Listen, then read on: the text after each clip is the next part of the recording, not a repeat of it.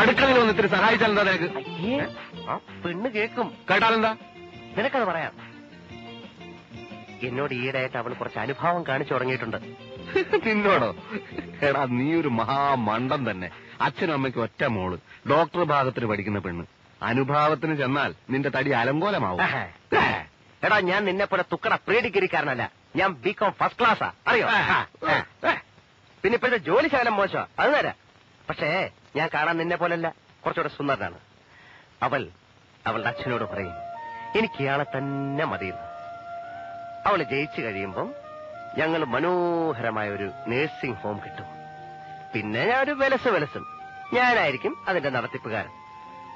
അപ്പൊ വല്ല ക്യാൻസറോ കുഷ്ഠോ പിടിച്ചോണ്ട് വന്നാൽ ഞാൻ നിന്നെതാ ഇങ്ങനെ പിഴിഞ്ഞെടുക്കും.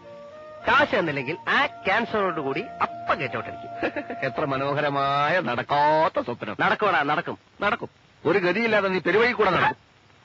നിന്റെ കരിനാക്കം വെച്ചോണ്ട് ചുമ്മാരുന്നേ.